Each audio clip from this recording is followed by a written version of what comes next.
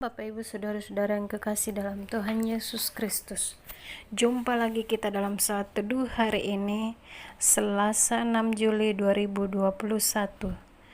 Bacaan kita 1 Petrus 2 ayat 20 dan 21. Sebab adalah kasih karunia jika seorang karena sadar akan kehendak Allah menanggung penderitaan yang tidak harus ia tanggung. Sebab dapatkah disebut puji-pujian jika kamu menderita pukulan karena kamu berbuat dosa? Tetapi jika kamu berbuat baik dan karena itu kamu harus menderita, maka itu adalah kasih karunia pada Allah.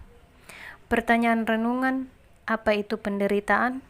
Kenapa kita harus menderita? Saudara-saudara, tema kita tetap setia dengan proses. Pada tanggal 14 Juni 2021, bertepatan dengan ulang tahun anak saya mengajaknya ke Saga untuk bermain di Fantasian. Saat sedang bermain, kami menemukan HP di tempat permainan, dan karena waktu itu saya kebelet untuk mau ke toilet untuk buang air kecil, makanya saya tergesa-gesa untuk memasukkan HP di tas depan karena tas saya ransel. Berharap saya bisa mendengar kalau pemilik HP menelpon untuk mencari HP-nya. Dan saya juga sudah menanyakan ke salah satu ibu, apakah kehilangan HP? Dan ibu itu menjawab tidak. Ibu bawa saja HP-nya. Pasti nanti orangnya telepon ibu. Takutnya kalau dititip penjaga nanti tidak sampaikan. Singkat cerita, saya bawa HP itu pulang berharap orang yang punya HP menelpon.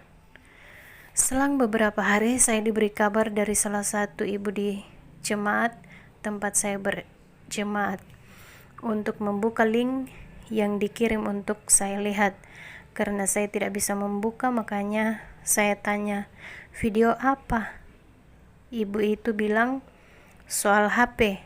Ternyata rekaman CCTV saya tersebar di Facebook di grup IKKJ, dan salah satu ibu juga men-screenshot dan di situ ada nomor HP pemilik HP. Ternyata di sini terjadi kesalahpahaman. Nomor saya yang diberikan pihak Saga ke orang yang punya HP ternyata salah, sehingga dia tidak bisa menghubungi saya. Dan ternyata di HP yang saya temukan tidak ada nomor, karena HP itu hanya dipergunakan untuk main game anaknya. Dan saya juga bingung bagaimana untuk mengembalikannya karena saya tidak punya nomor pemilik HP.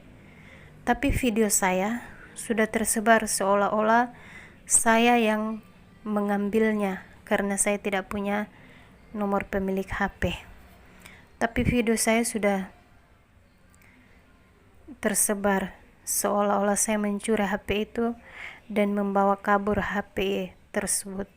Tapi karena postingan yang tersebar di Facebook, saya menelpon orang yang punya HP dan minta maaf, menjelaskan kronologisnya. Akhirnya pemilik HP datang mengambil HP-nya. Dia juga minta maaf karena sudah menyebarkan CCTV tersebut. Di situ kami saling memaafkan dan dia langsung menghapus video itu. Nama baik saya sudah tercoreng karena tidak ketahuan orang bagaimana apa sebenarnya yang terjadi. Mereka hanya melihat video yang singkat itu, tapi saya memilih untuk memaafkan karena itu hanya kesalahpahaman. Terima kasih Tuhan untuk hati yang mau mengampuni. Ibu Martina Tandi Mengalik. Saudara-saudara, tidak mudah ketika kita disalahpahami orang. Kebanyakan orang melihat kejadian suatu masalah hanya menilai dari kejadian yang satu atau yang terjadi saat itu tanpa mau mengklarifikasi atau meminta kejelasan dari pihak yang mengalami masalah.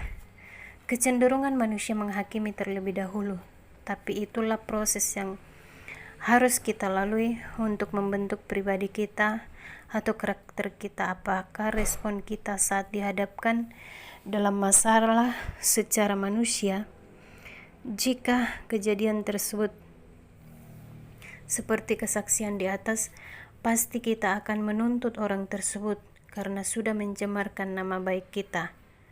Firman Tuhan berkata itu adalah kasih karunia jika kita mengalami penderitaan atau tekanan atau dipermalukan dan lain sebagainya.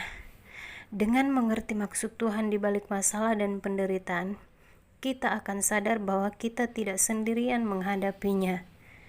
Karena Tuhan Yesus senantiasa menyertai dan memberi kekuatan kepada kita. Di balik masalah dan penderitaan yang kita alami, selalu ada maksud mulia Tuhan bagi kita. Karena itu tetaplah kuat dan jangan mengeluh. Milikilah sikap hati yang benar di hadapan Tuhan, sebab masalah dan penderitaan pasti akan berlalu, karena Ia membuat segala sesuatu indah pada waktunya. Pengkhotbah 3 ayat 11. Mari kita berdoa. Tuhan, mampukan kami agar bisa mengampuni ketika kami disalahkan meskipun kami benar. Ayat hafalan kita hari ini 1 Petrus 2 ayat 20. Sebab dapatkah disebut pujian jika kamu menderita pukulan karena kamu berbuat dosa? Tetapi jika kamu berbuat baik dan karena itu kamu harus menderita, maka itu adalah kasih karunia pada Allah. Demikian renungan kita hari ini. Tuhan Yesus memberkati.